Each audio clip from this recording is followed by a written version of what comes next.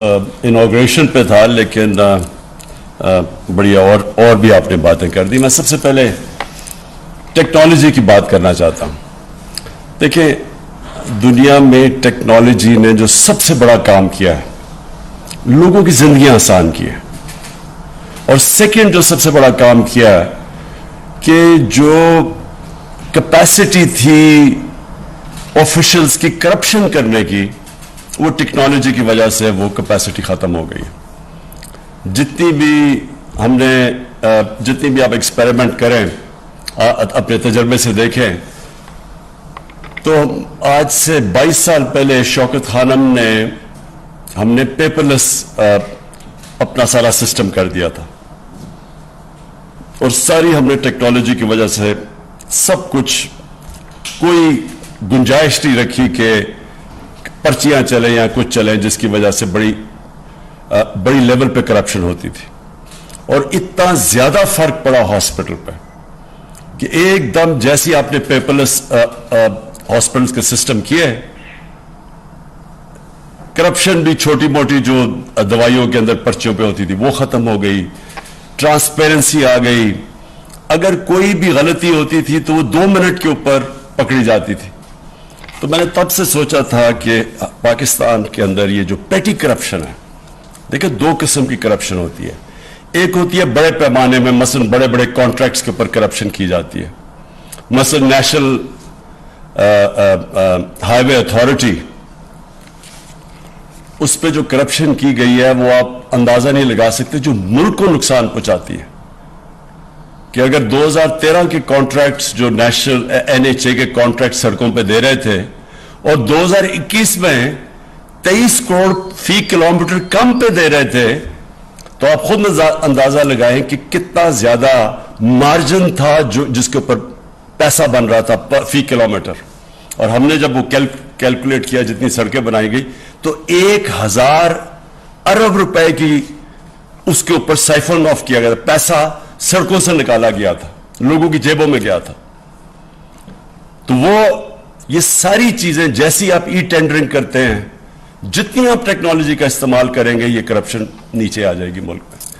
तो मुझे इसकी सबसे ज्यादा खुशी ये है कि जो आम हमारा इस मुल्क का जो मजदूर, जो सबसे बड़ा असासा है, जो जाके बाहर मेहनत करता है, 12-12 घंटे काम करता है, अपनी सेविंग्स पाकिस्तान भेजता है, और उसके ऊपर यानी रिकॉर्ड रेमिटेंसेस आई हैं पाकिस्तान में। 31 अरब डॉलर की रेमिटेंसेस आई हैं, जिसकी वजह से अल्लाह का करम है कि हम इन मुश्किल हालात में, जब तेल की कीमतें आसमानों पे चली गई हैं और हमारा जो करंट अकाउंट बैलेंस है वो इफेक्ट हुआ है उसकी वजह से। क्योंकि जब तेल इतना ऊपर चला जाए, सारी चीजें महंगी हो जाती है, इंपोर्ट्स महंगी हो जाती है। तो ये हमारे बैरून मुल्क पाकिस्तानी मेहनतकश लोग हैं, जिनकी पैसे की वजह से आज हमारी इकॉनमी सस्टेनेबल है। तो उनके लिए जितनी भी हम आसानियां पैदा करें, मुल्क का ही फायदा है, इंसानियत का भी फायदा है, क्योंकि वो गरीब तरीन लोग होते हैं। जिस तरह मैंने कहा, 12-12 घंटे काम करते हैं, पैसे सेव करते हैं, घर भेजते हैं, और मैंने बड़ी मुश्किलात का उनको सामना करना पड़ता है। एयरपोर्ट के ऊपर बेचारे फंस जाते हैं, फिर जाके जिधर वो ऑफिसेज में जाते हैं बेचारे धक्के खाते फिरते हैं। तो ये जो शेख साहब, इंटीरियर मिनिस्ट्री को मैं आज खराज तहसीन पेश करता हूँ, और नादरा को भी, कि आपने ये मिल के ये जो ई पासपोर्ट बनाया, और यानी आपने अपडेट कर दिया है पाकिस्तान की भी, ये जो सिस्टम्स मॉडर्न कर दिए कि आप कोई क्यूज नहीं करने पड़ेंगे। जिसके पास ई पासपोर्ट होगा वो सीधा गेट से निकल जाएगा बीच में। तो ये जो एयरपोर्ट्स के अंदर मसले आते हैं, और खास तौर पे आम लोगों को, वो भी चले जाएंगे। सिक्योर भी है, जिस तरह आपने कहा कि इसमें सिक्योरिटी चेक्स हैं, पासपोर्ट सिक्योर भी हो जाएगा। और ये जो मुझे उससे भी ज्यादा खुशी ये है कि टूरिज्म में ये बड़ा फायदा पहुंचाएगा। देखिए, पाकिस्तान का जो फ्यूचर है ना, उस पर टूरिज्म बहुत बड़ा रोल प्ले करेगी। हमारा इस वक्त मसला है कि जैसे जैसे हमारी एक्सपोर्ट्स ऊपर जा रही हैं, लेकिन अभी भी हमारी इंपोर्ट्स उससे बहुत ज्यादा है। तो वो जो गैप है, ट्रेड गैप जिसे कहते हैं, وہ ہمیں جب تک ہماری ایکسپورٹس کی کیپیسٹی بڑھتی نہیں جاتی کہ ہم ایکسپورٹس اپنی امپورٹ سے آگے لے جائیں، تب تک یہ جو گیپ فل ہو سکتا ہے، ایک تو ریمیٹنسز سے اوورسیز پاکستانی کرتے ہیں، دوسرا ٹورزم. پاکستان ایک وہ ملک ہے جس کو اللہ نے اس طرح کی ویرائٹی دی ہے کہ ہم ہر قسم کی ٹورزم اٹریکٹ کر سکتے ہیں، لیکن ہم نے کبھی توجہ نہیں دی ٹورزم کے اوپر، اور ٹورسٹ کے لیے آسانیاں نہیں پیدا کی. ہم نے ریزورٹس کے اوپر کبھی سوچا نہیں.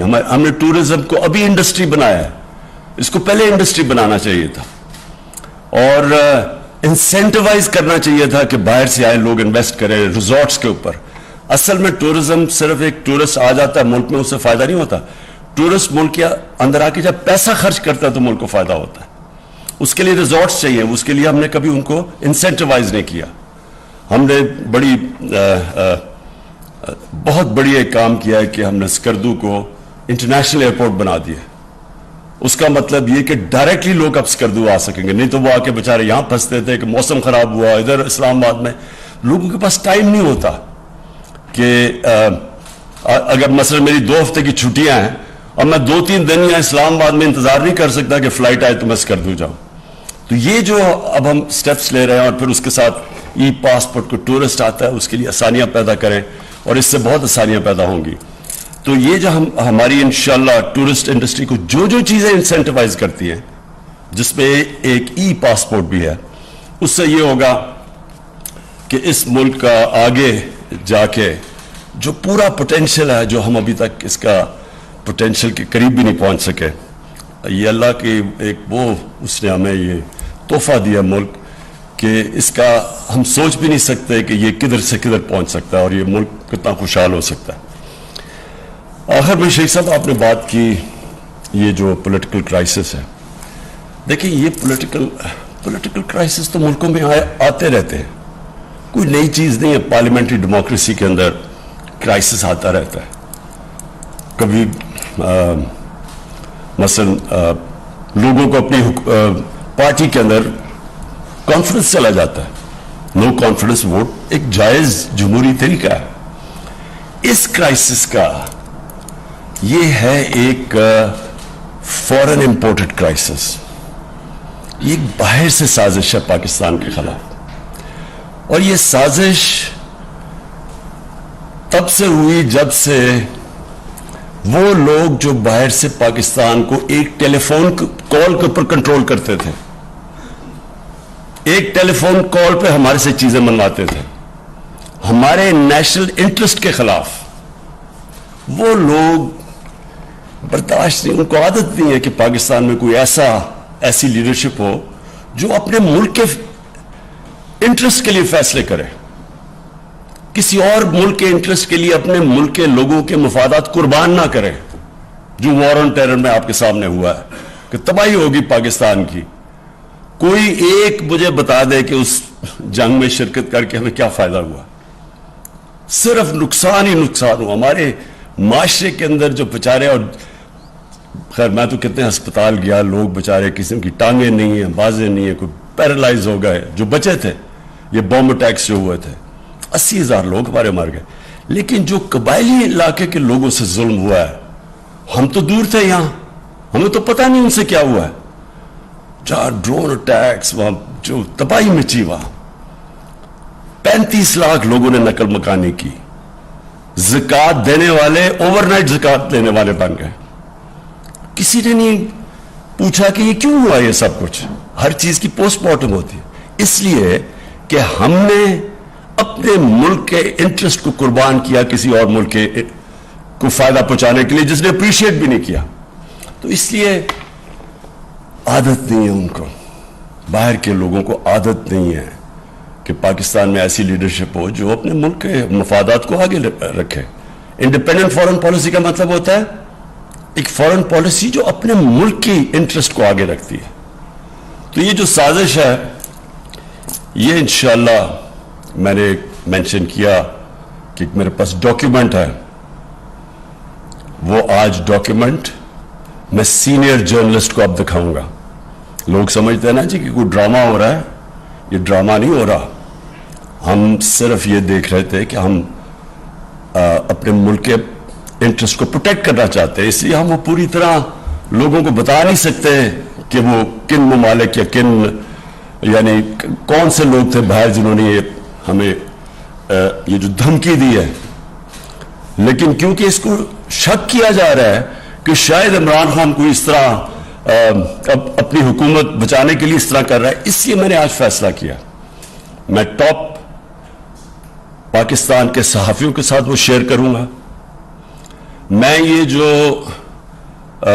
لوگ انجانے میں سازش کا حصہ ہے، ان کو نہیں پتا کہ وہ کتنی بڑی سازش کا حصہ ہے، ان میں سے جو ہماری الائڈ پارٹیز ہیں ان میں سے ایک ایک کو بلواؤں گا، ایک آدمی نمائندے کو بلواؤں گا، ان سے شیئر کروں گا، بتاؤں گا کہ یہ ڈاکیومنٹ ریل ہے.